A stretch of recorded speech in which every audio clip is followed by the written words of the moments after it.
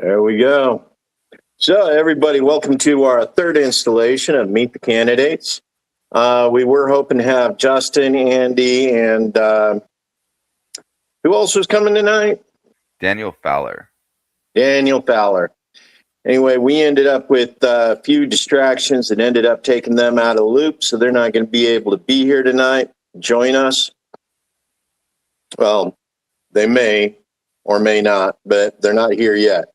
So, with that, let's go ahead and get started. Now, I'm Joe Evans. I am the U.S. candidate for U.S. Senate for the state of Idaho. And we got Joe Morrison here, and he's running for Congressional District 1. Okay, that's the seat currently held by Russ Fulcher. So, with that in mind, let's go ahead and get started here this evening. So, Joe went ahead and forwarded a couple questions. And let's go ahead and start with number one here. So Thomas Massie has the Prime Act. He's been working on that since July to try and get it through. Now, the big thing with the Prime Act is it deregulates small farms so that you can do farm to table, farm to fork, in states for small scale farmers, gentleman farmers, the ones who aren't running the industrial grade, industrial size arrangements that we see so often. The ones who are dependent upon finding a slot in one of these FDA-approved warehouses that are owned by one of the 4 major meat packers in the U.S. So, Joe, go ahead and start. How do you feel about that? I really like it. I really am in support of the Prime Act. I think that we should be pushing for more farm to fork inside the state, especially taking some of that federal regulation that is overhead on everything that we have currently and letting the states handle it. There's no reason that we shouldn't increase the barrier to entry when trying to build these businesses. And that's how I see is a barrier to entry having this federal oversight on these. And that's one of the big things with regards to the nature of states versus federal. Now, I believe the federal, particularly with the FDA, has done an awful lot of commerce clause, in order to secure control and move it up to the federal level where the feds control all of the regulations here, and all across the United States, saying, hey, you can't do this because it's unfair competition to your neighboring state. You can't do that. We saw it a while back when the canning companies went through a lot of trouble because to get stricter regulations, for Libby's and many of the others. And it affected a lot of the volunteer organizations. One of those here in the state of Idaho and Utah was the LDS volunteer canneries. The increased regulations made it harder for them to continue to do their volunteer work.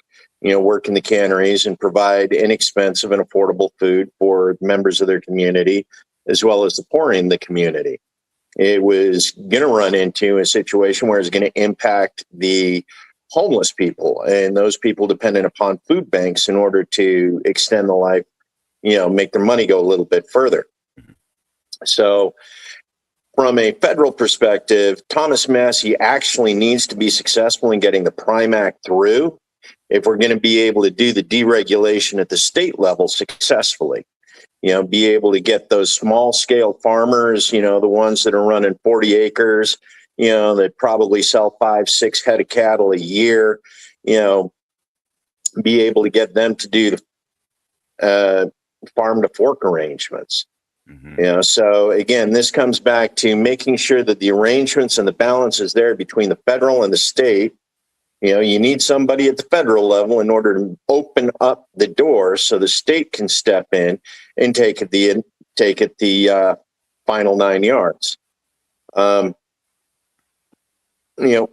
more have you done on taking a look on that, Joe? From your perspective. I don't know what else kind of work I've looked at it, but I was looking at the bill and it looked like it had a lot of co-sponsors from both sides of the aisle, some Democrats and majority of Republicans on this Prime Act. There's like 39 co-sponsors on this. And so it does look like it is pretty well popular with inside the Senate at least. Yeah. So, I mean, that's one of those things Joe and I agree on, and it's definitely very much a support the farmer. And it helps keep business interests local. You now know who's making your food, who's growing your beef. You can head over and buy a quarter, buy a half, go in with a neighbor or three, Right. end up picking up some decent deals over the year. But we need to be able to open up the options for the slaughterhouses at the local level, or being able to let them do it on site at the farms. Exactly. And the supply train for this, the supply line, instead of shipping cross nationally or something in that nature, you're coming from, down in Grandview or somewhere local, somewhere smaller, and that's gonna eat at that overhead of gas as well, or fuel rather. Right. And that's one of the things, like the FDA or the approved USDA slaughterhouses, there's only like about 6 or 7 of them, and they're in key locations. By being able to go with the Prime Act and open up several options, even including slaughter at the farm, before being able to take it into a processing plant or a butcher to finish taking it to the rest of it, you shorten the supply chain. Right now, Nebraska is one of the areas where they go to fatten up the cows before they turn around and release them. Stockyards, all the same problem. You end up not with grass-fed, but you end up with mass production, trying to make weight in order to sell for the maximum dollar. Here in the state of Idaho, you want to buy grass-fed beef, just head over. Except you don't have that option as long as the USDA controls the supply chain. As long as everything has to be contracted through the Commodities Market Exchange out of Chicago. Yeah. So I know you've talked about that a little bit, of the Commodities Market Exchange. That's the corn and everything like that. That's crazy history there in the Commodities Market Exchange. Oh, it is. It's incredible. You and I remember Trading Places with Eddie Murphy. The whole deal was about the Florida orange juice. Was it going to be a good market year or not? The entire plot revolved around the commodities exchange. So I think we've beaten that one enough here. So let's go ahead and move over, take a look at the next one that you had up. This one's fun. So the Fuel Emissions Freedom Act. Now, if it does what it says, what do you think that means for America, especially with what's going on with the Strait of Hormuz and Iranian oil and the global supply of gasoline right now? Well, so with those variables in place, I do think that we need to be pushing more towards fuel efficiency. But even in that aspect of it, there are machineries out there that are working as efficient as possible. Adding these extra like DEF or anything else like that, I think is a string too far. A lot of times in the climate change issue, and I feel like this falls a lot alongside of that climate change issue, I feel like we push it to the little person far too often, instead of moving into the these big power plants that are generating 90% of the power for the East Coast. They're not all running on wind or hydro out there, nuclear even. So in my opinion, I feel like allowing people to use the fuel that they want or need for their work or their day-to-day driving and everything like that is a step in the right direction. But I also feel like we need to push our overall output from oil to more either cleaner energy, such as like nuclear, in my opinion. Yeah, I think we should be pushing towards more something that's going to have a lot more output for the energy that you put into it. And I don't think that we should be putting such more burden on the average person as we do on where we actually use a lot more oil and gas. Right. So one of the big things that's kicked this off is, of course, the war with Iran right now. Strait of Hormuz, right now, the estimate is that the damage that's been done to the oil fields in Qatar, Iran, Iraq, as well as several of our other allies in the Middle East, has cut the global supply of oil and gasoline anywhere from 20 to 40% already. You know, if you do any amount of driving, if you stop by the gas station to fill up your tank here recently, it hurts a lot.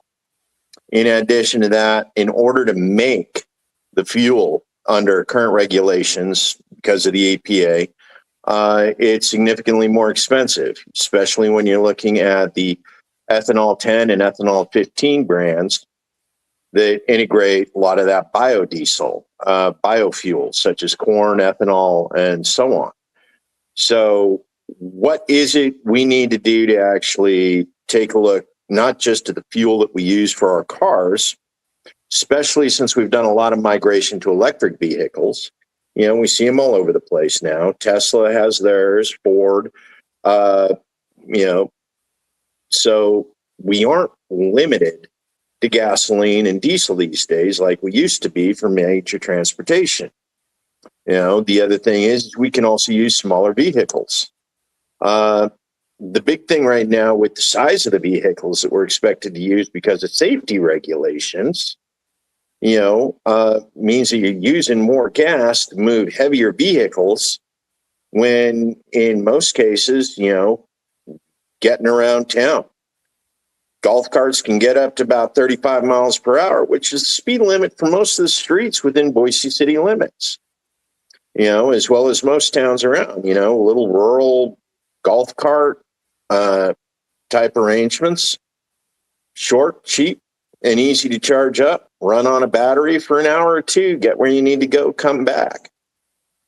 You know, so we can look at electric vehicles again, as well as alternative fuels. You know, there's no reason we need to stick with just the gasoline like we currently do, which was made popular by none other than Rockefeller when, you know, he was running Standard Oil, and him and Ford got together and decided the only way a car was going to get made was if it was ran on Rockefeller oil and gasoline. You know, we can get back to looking at alternative fuels, including batteries. Yeah. Now, one of the other things that we look at with electricity and nuclear, both of which are hydropower and nuclear, both of which are real big products here in the state of Idaho. You know, for a while, 80% of our electrical production was done via hydro. Nuclear has the capability. It's been badmouthed a lot due to certain individuals, you know, certain companies and organizations not doing the proper regulations with it, you know, but we've gone through several iterations, several generations of nuclear fuel and nuclear plant designs.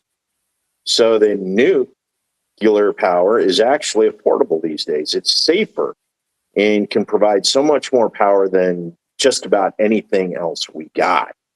You know, it's crazy. One of our viewers talks about hemp. You know, hemp for gasoline. Oh, I haven't heard of that. Yeah. Well, hemp is one of those things that can be easily converted for diesel. Interesting. You know, because it's a biofuel. You know, it's living fuel, biodiesel. You know, several of the other options that we got with regards to that. You know, not just corn. You know, one of the things that we do right now with the ethanol, with the corn, thank you, Ohio, for all of your lobbying in order to get ethanol into, you know, corn alcohol into gasoline, you know, to the detriment of engines all across the United States. Not only engines, but the farm itself. Because Yeah. that can be food instead. It's diesel or gas. It's not being Well, used. it's like all the corn that we currently process right now. A lot of it doesn't even go for food. Like you said, we've used it for fuel. We use it for ethanol. We turn it into corn syrup. We turn it into animal food. We use it to, and it's ironic because the thing is most of the animals we feed it to in order to fatten it up, corn's actually bad for them. So we got this whole loop going on with the Ohio cornfields, feeding our food and going into our gas, and the amount of that actually gets turned into food itself. There's an awful lot of money going into corn right now. Welcome to the commodities exchange in Chicago again. Yeah.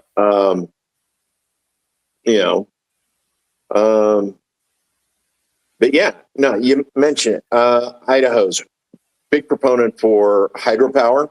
Mm-hmm. We've been using it for a long time. We actually export an awful lot of hydropower from the state of Idaho.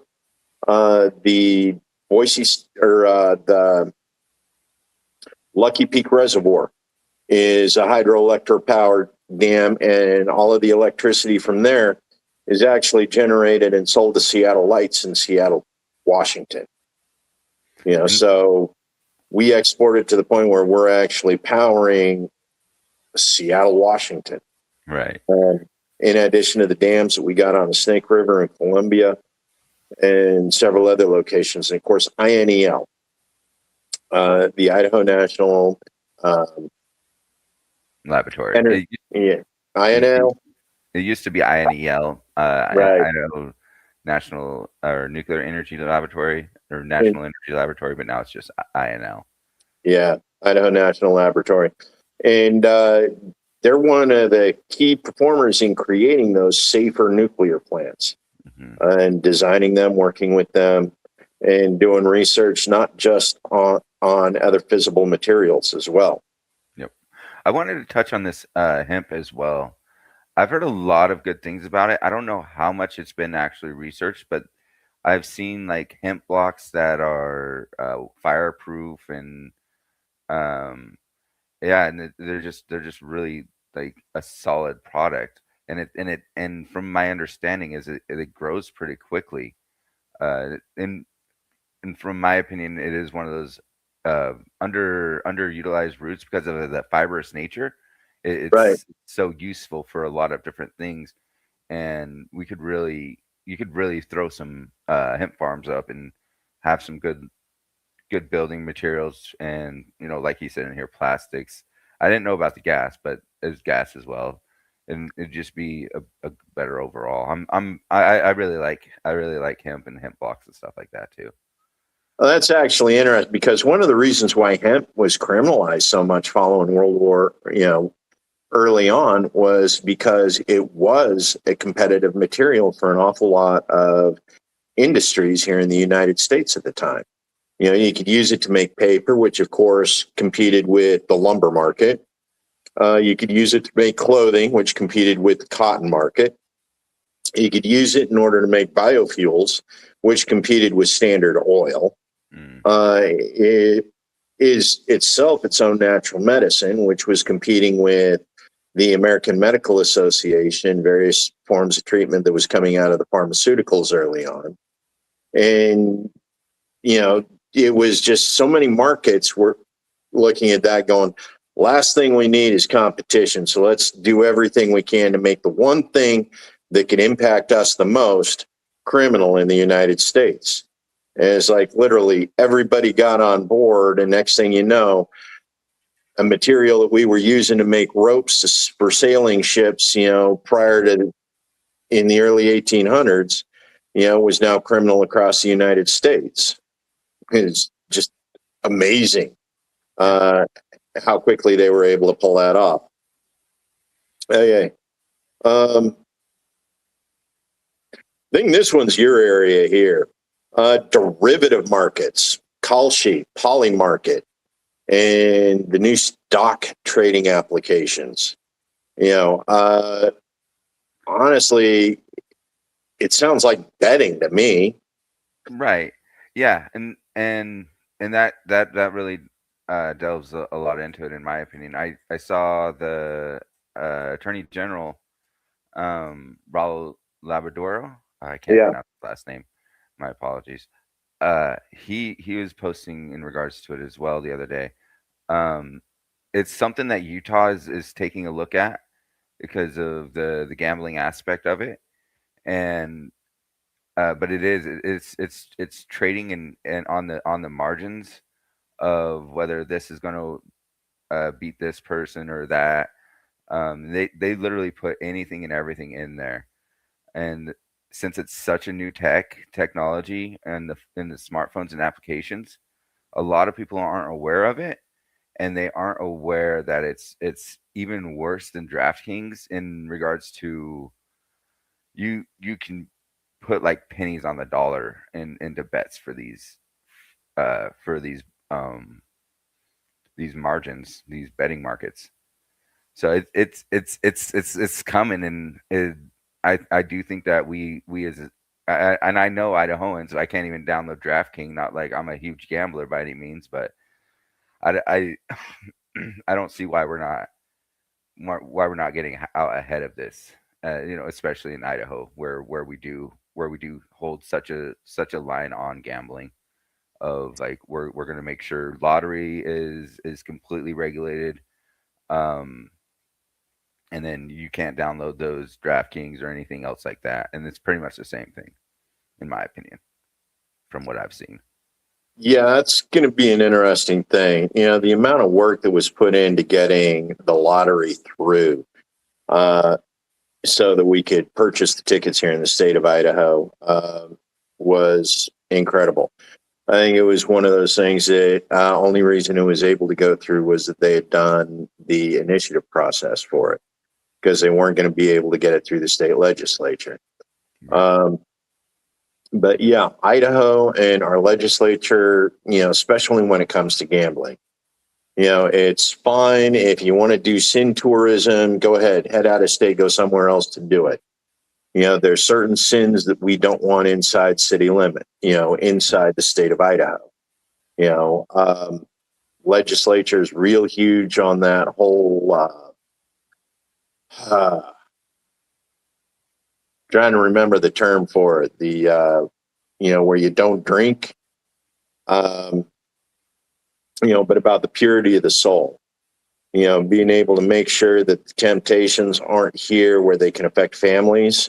Or they're regulated in such a way that it can be controlled, that it minimizes the potential for damage and allows people to get help in a timely manner. So being able right now to go on and take a look at what's going on with the latest bet, figuring out who's going to win, which party's going to win Congressional District 1, Right. in the state of Idaho, what are the chances of the Democrats winning that seat you're running for? What is it, like 2% right now? Yeah. But yeah, it's like you said, it's crazy because it's literally anything and everything. Bet on the over and under versus how long Trump's going to speak at the State of the Union. Right, 100%. There's a big piece on that, and a lot of betting on, and these Kalshi markets, these poly markets, these derivative markets. They allow a lot of insider trading into it as well, uh, Right. because you're going to be able to either throw the game, if you will, in quotation marks, of saying like, well, I put X amount of money on this, so I'll just make sure that it stays around this time, or and it opens up a lot of corruption and the ability to just use and abuse the system. And I really think that we need to get out ahead of it and regulate it at least. Just the same as you're handling any DraftKings or anything else like lottery, 21. If they find that you're having like an addiction to it, you can have Gamblers Anonymous. Just how we handle any other addiction or anything else in the state of that caliber. I think it should be in the same. So talking about insider trading, what do you think about that massive sell-off of oil just before Trump's Monday announcement of talks with Iran? I know it's a lot. I know it's like 1.5 bill. That was so much money. I don't, I don't even. It's blatant. It's blatant corruption. They're robbing us blind, in my opinion. Um, to be fair, if you're watching the war in Iran, if you're paying attention to that the theater of war there, you're gonna be able to notice that this is what he's doing is he wants the markets to be calm during the week, calm, stable, and then he'll do his thing on the weekend, and then he wants to reopen the markets at a stability, and you can see it. It's pretty clear as day of that's what's happening. Yeah, the announcements that he has, the more notice that's being made of the timing of key trades, huge trades, no less. We've identified the pattern. Iran's identified the pattern. Most international bodies have identified the pattern. We want to say it's inside, but let's be honest, Trump's developed this pattern on his own. Some of these trades no longer need to be insider trading simply because he's been telegraphing this move every week for the past 4 weeks. Mm-hmm. Yeah. It's no longer insider trading, it's a pattern, but it still looks bad. Yeah. Um, and yeah, that whole Iran deal, like I've heard some of the news reports I've been having seem to saying that some of these countries are trading in yuan now too, instead of the petrodollar, which is right. Qatar's already trading in yuan. Several of the others. And Qatar was one of our allies right up until Israel shot up the oil fields that were jointly run between Qatar and Iran. Yep. It didn't take them long to realize it's like, yeah, okay, long as you're back in Israel, we're selling our oil somewhere else. That's an interesting development. So, talking about energy, particularly with regards to nuclear and hydro, the AI data centers. How would you go about handling this? It's new tech, it's big, but it's a resource hog. We're talking water, we're talking electricity, and all of this for basically what steals, takes over our personal responsibility for human creativity, with what is pretty much nothing more than plagiarization and, mimicry of human art. Right. Yeah, no, I do think that there needs to be more research regulations on the AI data centers, and not only that, but before they put them in, they need to offset those costs, whether that be electricity, water, sound, whatever cost it is. We haven't done the appropriate amount of research on these objects, and that is one of those things about Idaho that I've always loved, because we have had INL here for generations at this point. So Yeah. we've had exploratory technology here, but we also understand that it's exploratory technology, and we need to be handling it as such. We need to be making sure that we're following appropriate regulations. We need to be implementing those regulations as they push through. We need to be cautious and optimistic of it, but we need to be cautious of it, because I do think that there are spaces for AI and AI data centers, but we're not. Let's not put the cart before the horse. Let's figure, because I do see that we can put AI into manufacturing, or um, using it for fertilizer for farms, reforestation. I've seen them use drones for reforestation as well. So there's a lot of uses for it, and I think that there is places that we can use it. But let's do a little bit of research on it. Let's test it out. Let's regulate it out to make sure that we're not shorting ourselves on the back end from water, electricity standpoint of it, and sound, if it's creating too much sound, stuff like that. We need to figure it out. So that's another interesting thing, especially when we're looking at the federal level versus the state level. So we've already seen several states get out in front of this, trying to regulate AI before the feds can regulate AI. Part of this is about the 9th and 10th Amendment of the United States Constitution. You know, the powers that the state moves on first are basically retained by the state. If the state waits until the feds move on it, then it becomes a federal power, and it's harder for the states to shake, you know, whatever federal regulations come out later. So Idaho has done regulation of AI.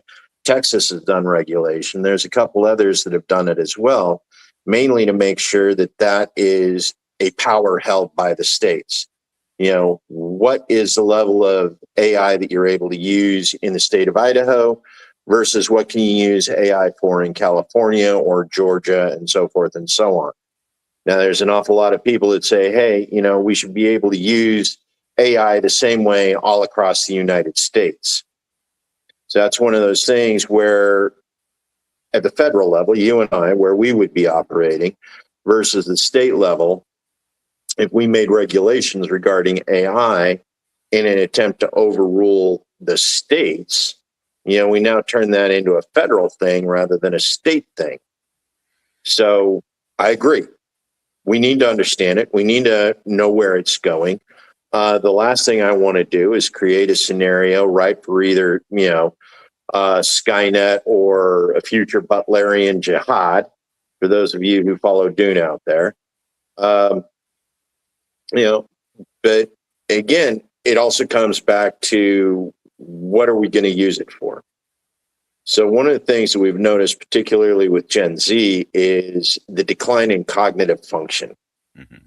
Because we've given them more screen time and more tech for learning rather than actually having them think in school, think in education.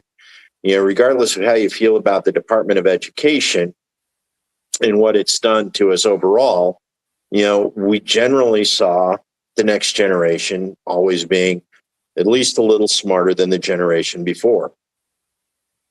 Current generation that's graduating from high school has some of the least cognitive function of high school graduates, and it's documented, you know, and most of it is because of the amount of tech that we've started inserting into the classroom. You know, we let them use AI.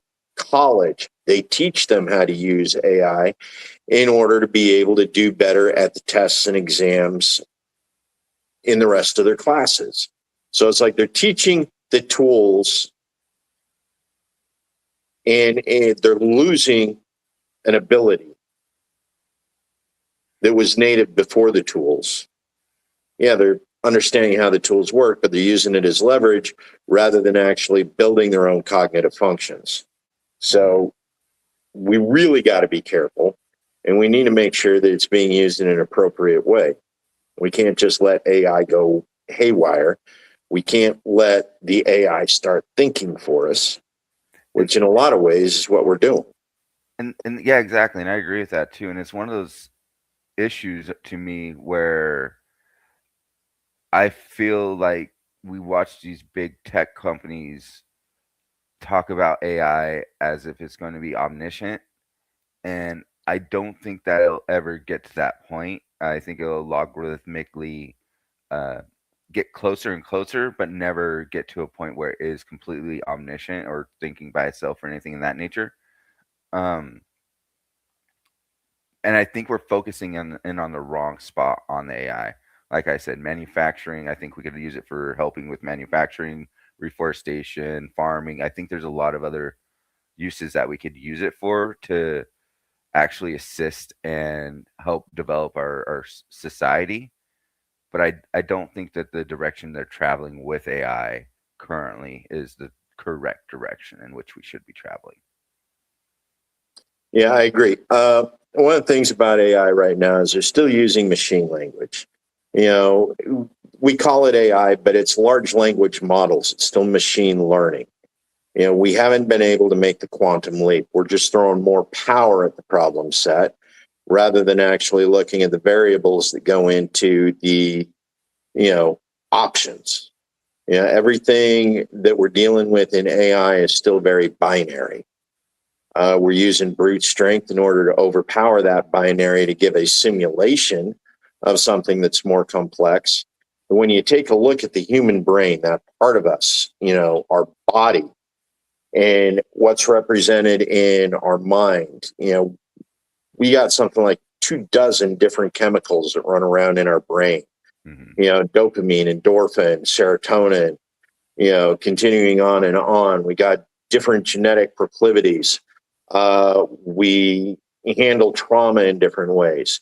The variety of expectations because of the balance of the chemicals in our head is just so insane in the amount of energy options that are created.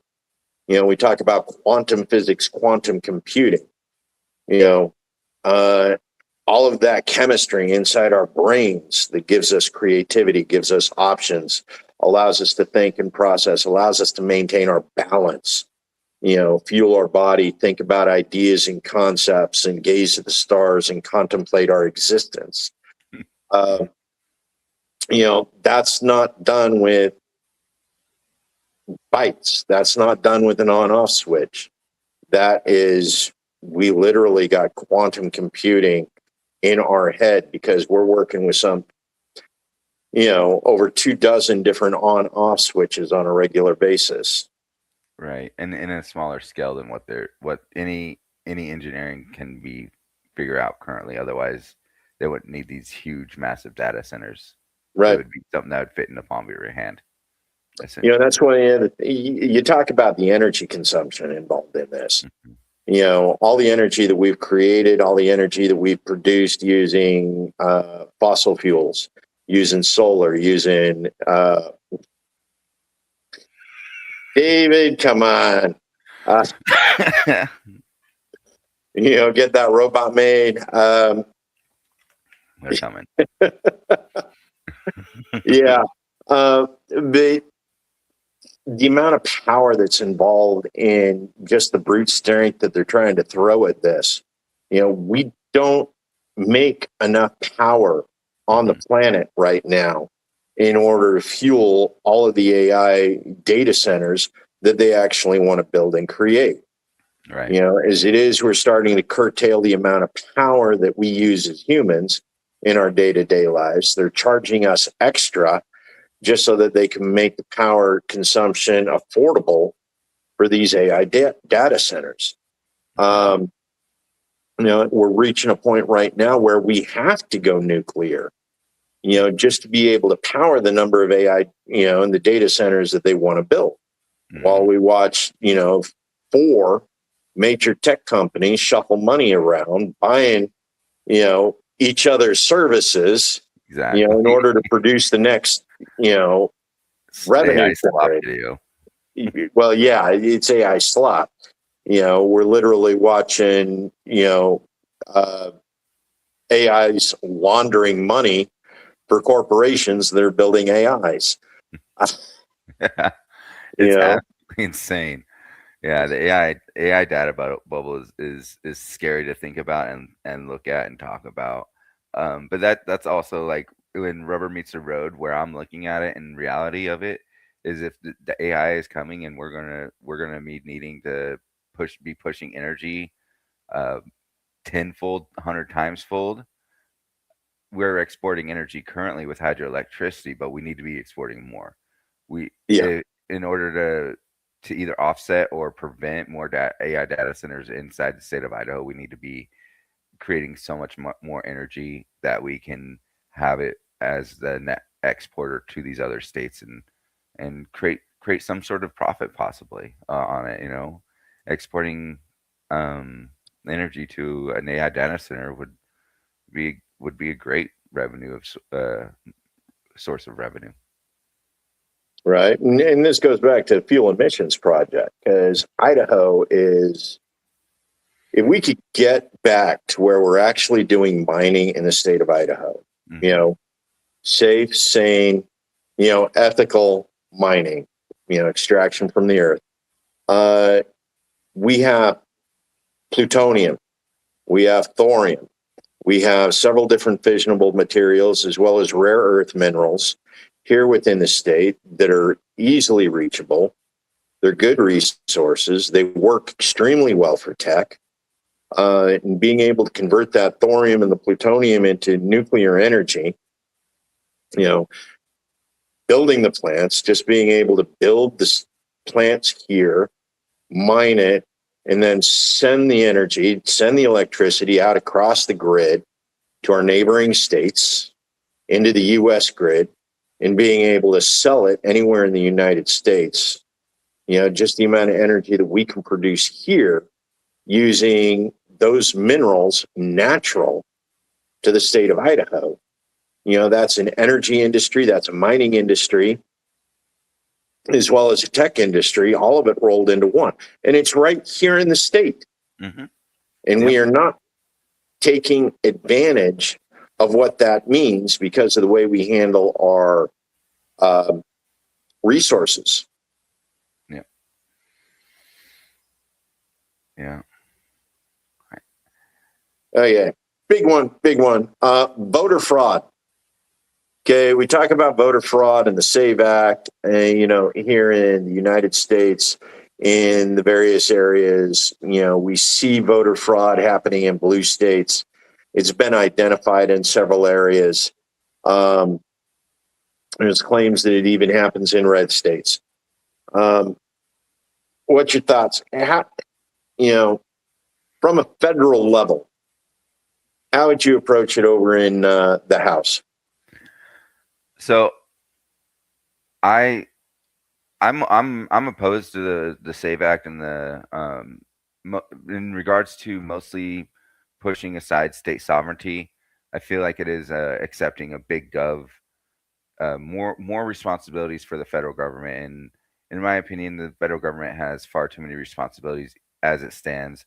We don't need to be adding more to the state. Every time we add something to the federal government, it requests more money from us.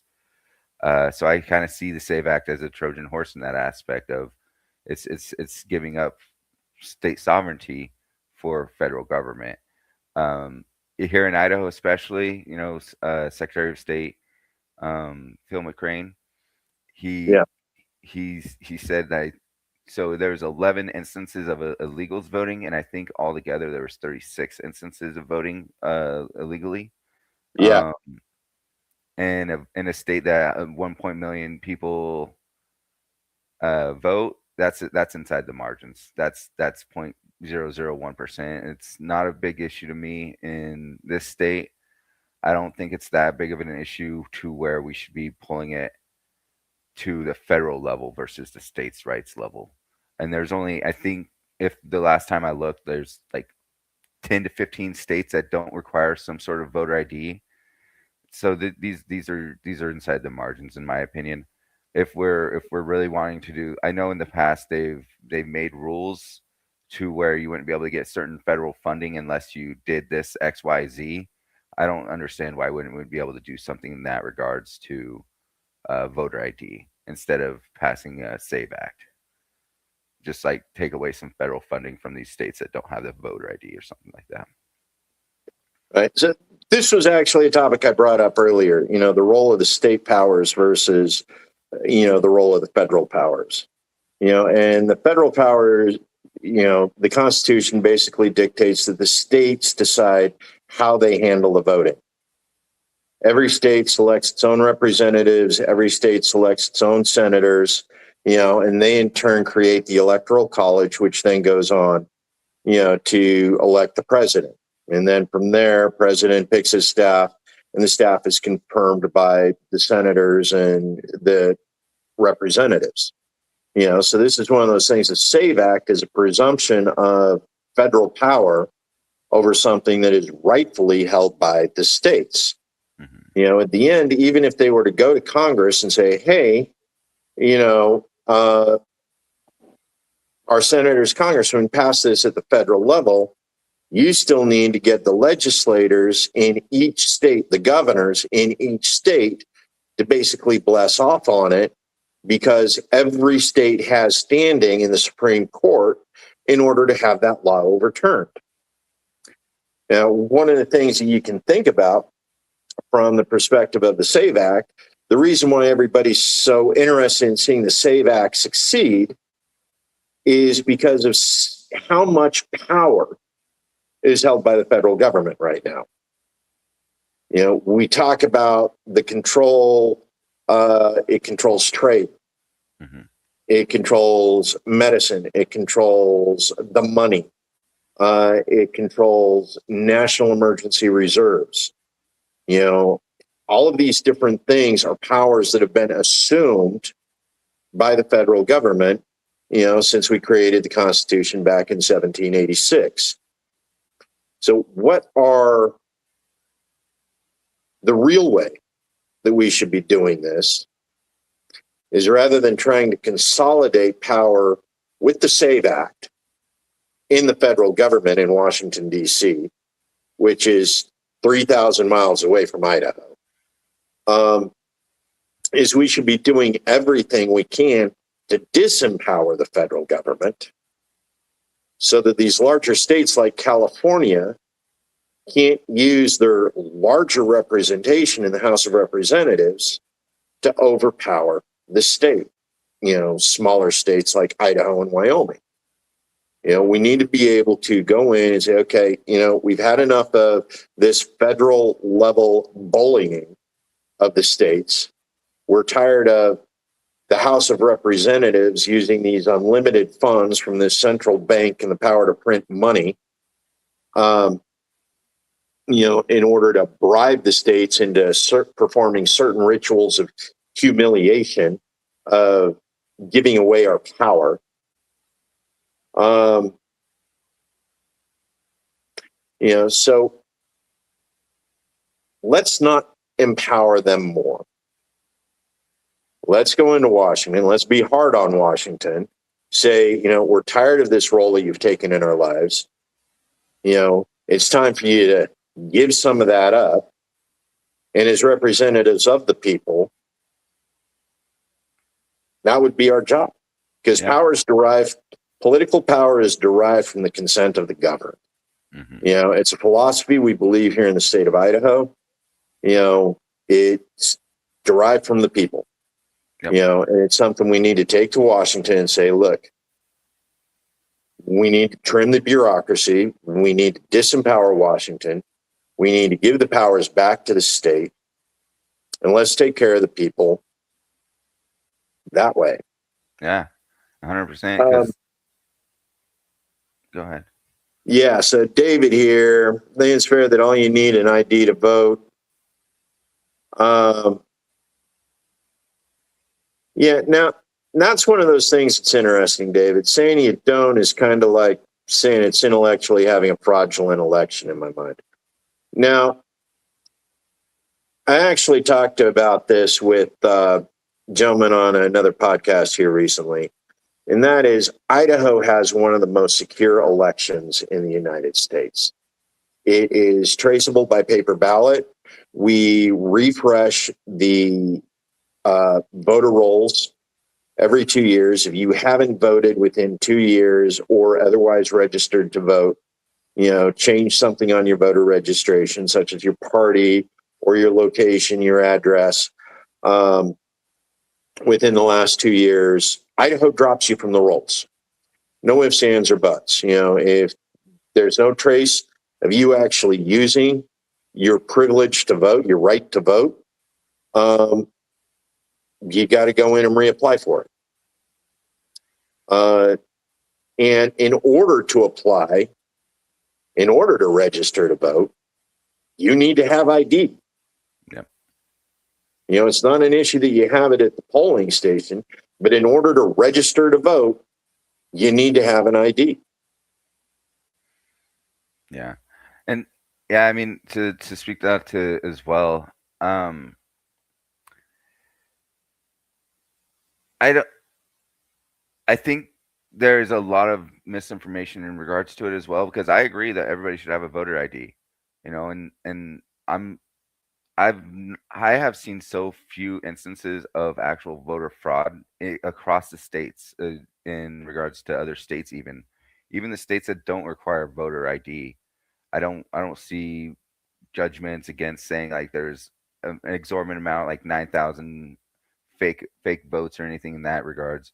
I've seen little mini ones like 9 or 10 here and there, but to s- I just have a hard time with saying that there's this huge massive issue when there's not massive amounts of judgments or judicials or any institutions of these states coming back and saying like, yeah, we're having a problem or because of these complaints that somebody's taken those courts to the case, and they've put it, but it's just I don't see the evidence for a massive amount of voter fraud, and I Uh, think and, and it's interesting because you actually have two different kinds of things here, and they tend to get a little mixed up.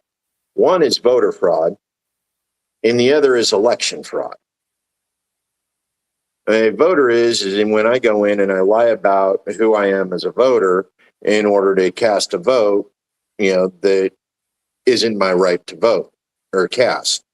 Election fraud happens on the other end. That's one of those things that we see a lot of is election fraud. We see the people who count the ballots Mhm. not counting them fairly, or misrepresenting the count. And I see more of that, which again, coming back to Idaho doesn't have that problem. The Secretary of State goes through and audits Yeah. the counties after every election. Okay, randomly, they really only got time to audit about, a quarter of them. But they do the audit. Hmm. So Yeah. it's not like it can go that long without somebody finding out, the possibility that a corrupt county clerk is miscounting Idaho ballots for a critical election. The chances of them getting caught are at least 1 in 5 every election. Yeah. You Yeah. know, we don't play those odds for other things.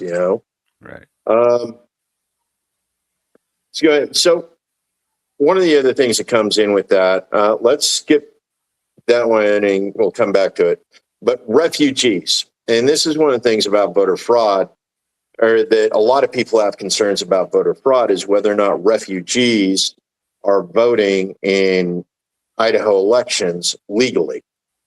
Are they or are they not being given IDs? Are they or are they not, you know, uh, changing the demographic votes in ways that Native Idahoans or Native Americans are want to see?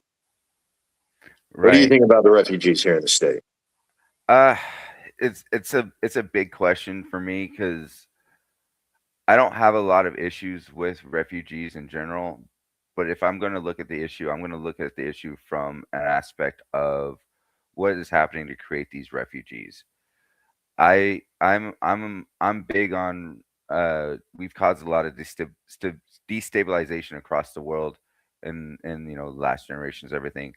Um I'm a big fan of restabilizing the world. We can do the same but opposite in these regions, and ideally in my ideal world what I'd like to do is I would like to restabilize these locations to where these refugees feel safe to go back to their home. In my that's what I fall with the refugees. Um, on the large scale, on the smaller scale, they do change demographics. I But they are still people, and we still need to be accounting for them. And we don't need to be marginalizing these already marginalized people that have been bombed out of their homes or starved out of their homes either. Um, but we do have to keep an eye and make sure that we keep Idaho, Idaho. But we also have to represent them in that aspect of as well, and make sure that they are heard. But we do have to make sure that we're not overcome by refugees.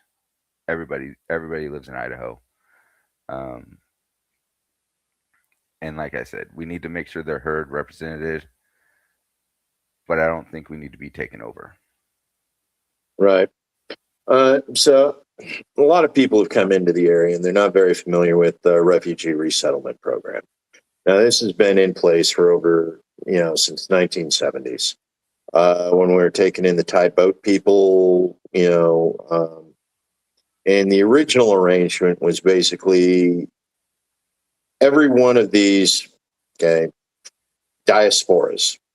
And a diaspora is when people from another nation, another culture, basically get cast out to the world and they travel the world and they end up in different places. Now, Idaho or the United States has been on the receiving end of several global diasporas. The Chinese, Jewish, blacks, somewhat forced from Africa, Japanese resettlement programs, when they left Japan, came to work in the United States. And thing is over the 200 years, between shipping and everything else, a lot of these were the idea that these people could come to America and work and send money home. Mm-hmm. And this goes back, Carnegie, Rockefeller, they were always looking for cheap labor, just like BlackRock is today, looking for cheap labor, bringing in, these individuals, refugees from a global perspective. Now, like you brought up, Joe, is what's causing this? The thing is we funded the Bush Wars, whether you call them the banana wars, when we went in, destabilized in order to create banana republics, Yep. When we stopped doing the banana republics in exchange for the oil republics, also that we can control a resource that is very specific to a region. We go in, we destabilize. What's going on right now? The price of oil globally is over $100 a barrel, and it's still rising. As the commodities exchange really begins to understand how much of an impact the Strait of Hormuz and the island of Karg has had on global fuel supplies. So we're seeing the cost of oil go up. Now, whether that was intentional or not, it's hard for those of us who have looked at history to go, no, that was no. Right. Accidents don't happen in the world of finance. They don't. They'll realign, reshape, figure out how to bundle loans into stocks and sell them as commodities. We've watched it with the housing market. We've watched it with the AI bubble. We watch it with venture capitalism. We've watched it with wars over the years. Smedley Butler, Marine, well renowned. War's a racket. Yep. So when we kicked off, when we set up to destroy oil fields in the Middle East by claiming Iran was going to attack us, no, we were just kicking off the fire sale. Yeah, the banana wars. That is one of the stuff. I always just a little side piece here for the banana wars. It's one of my soapboxes that I always talk about. It's one of the first historical military incursions on the behalf of a corporation that I could find, because that's direct for United Fruit Corporation. We did military actions in the Central America, so and that's why we always talk about banana wars and stuff like that. Yeah, and then rubber as well. When we were doing the hard rubber tires, before we figured out how to make petroleum-based rubber. Yeah, I mean, we do that all the time. Yeah. It just continues to be a problem.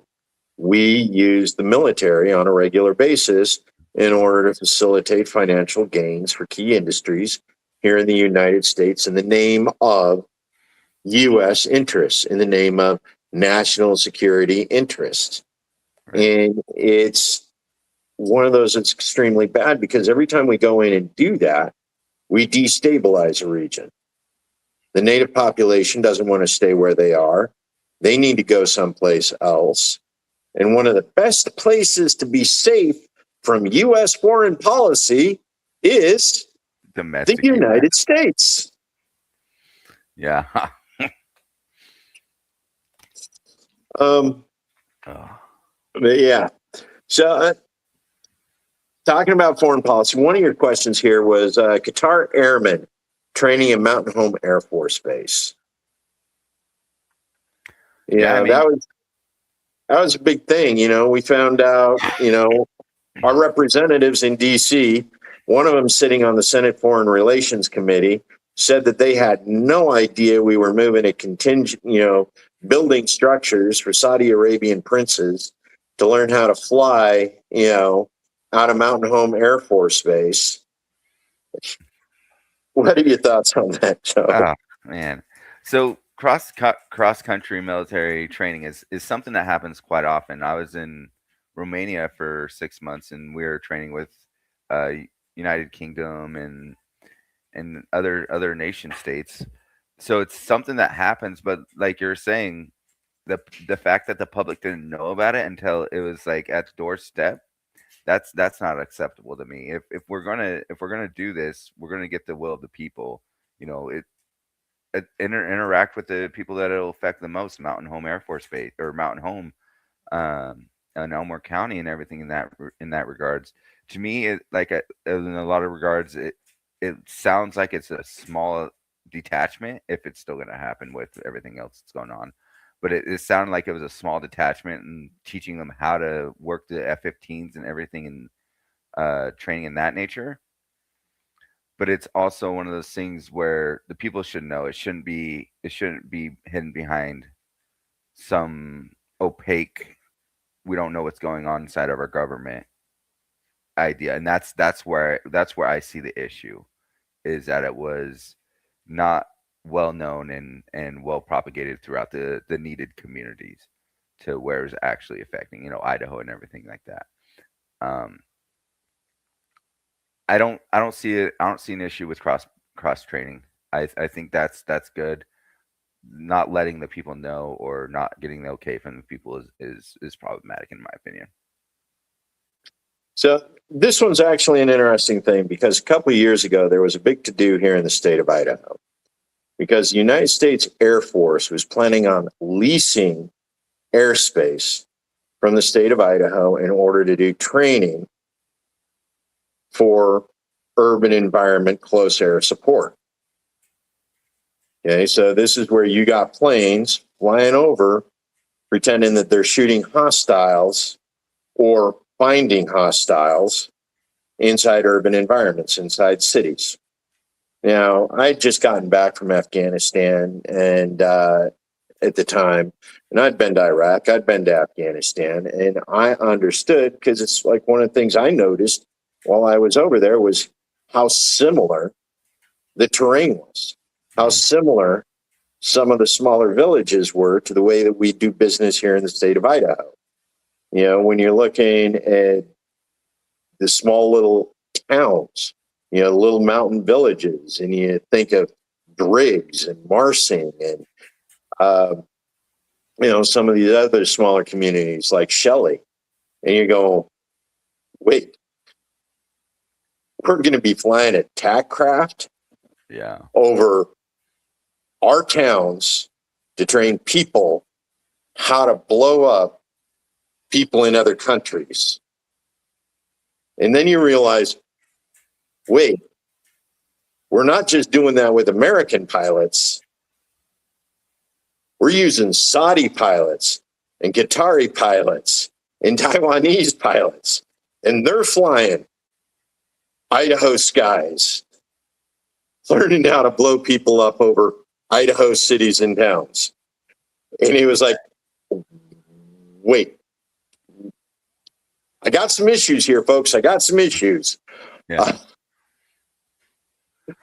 You know, I didn't realize that they were opening the skyways for over smaller towns too, though, because I know we have like a lot of bombing ranges out in south or southern Idaho. I oh go yeah. next one, but that does add a little bit more of a question of like why are we doing this here?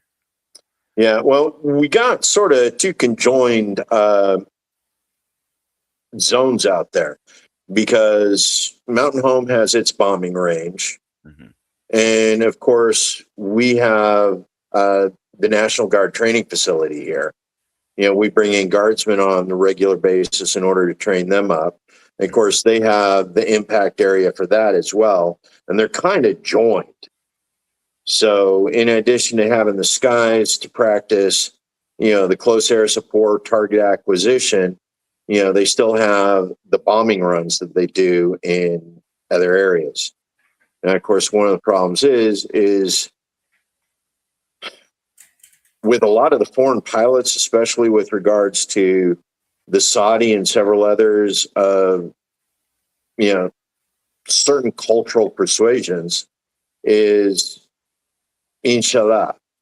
You know, it is what it is, man. You know, if God decides that it's time for me to do something, so I'm going to do it. You Right. know, it's not my choice. It is sort of an excuse to do just about anything they want to do.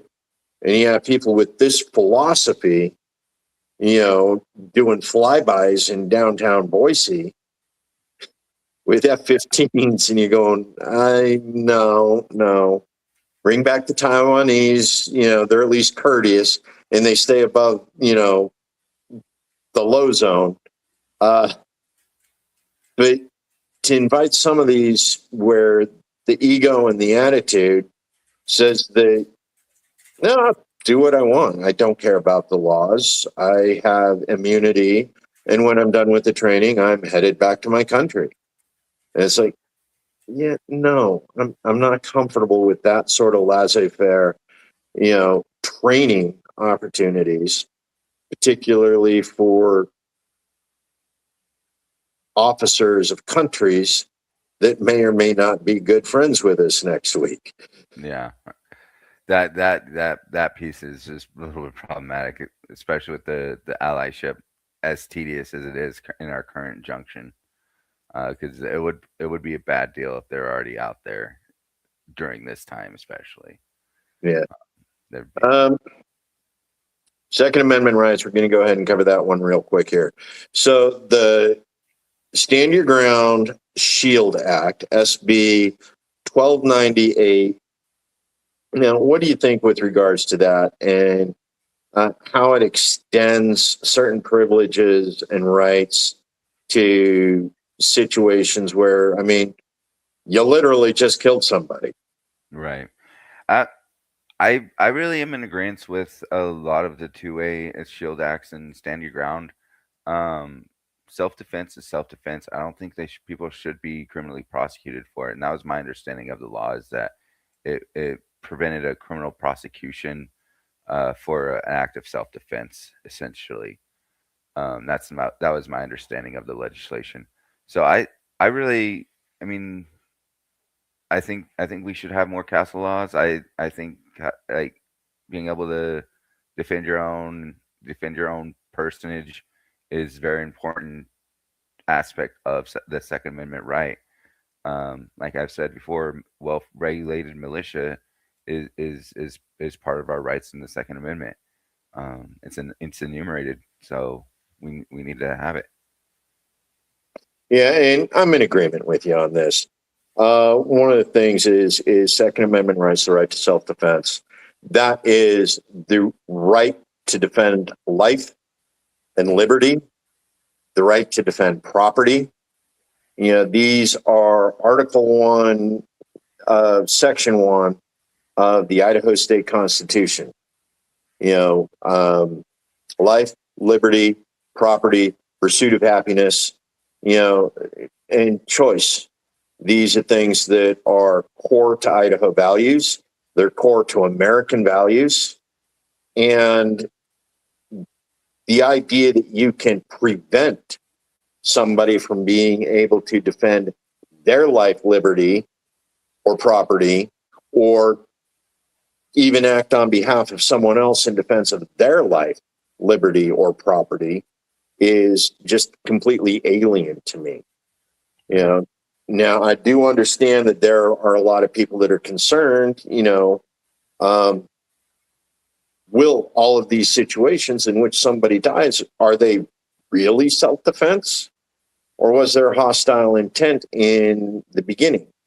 Because that's one of those things is, are you looking at this situation from the perspective of, were there witnesses?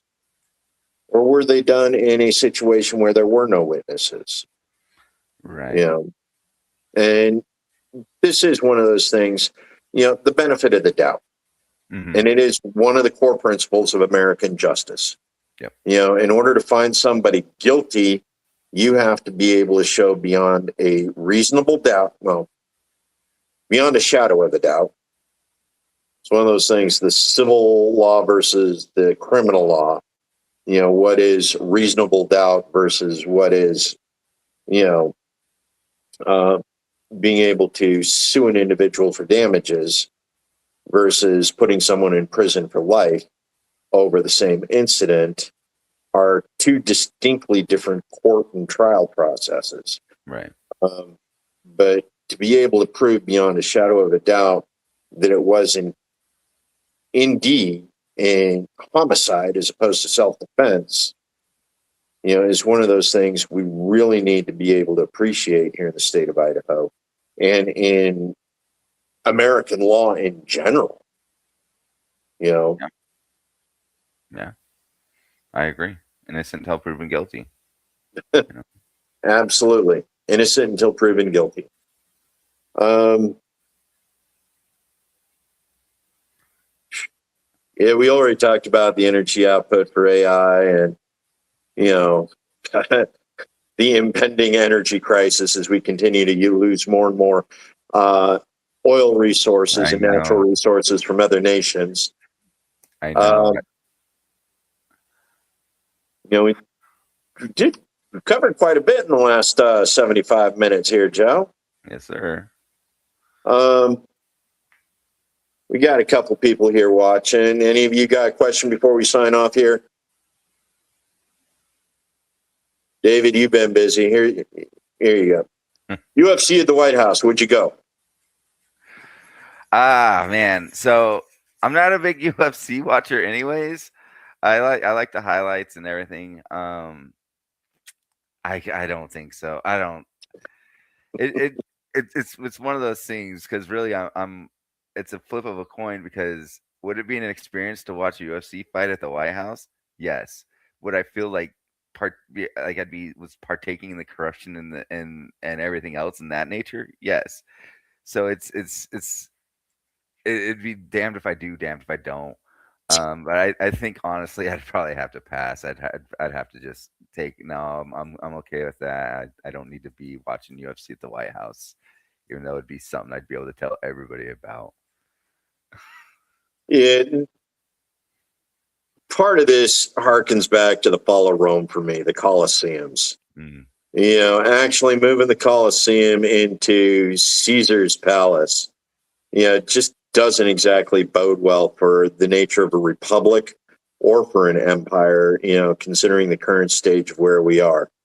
Of course, historians are going to debate, which stage of the fall of Rome are we currently in. I think the idea of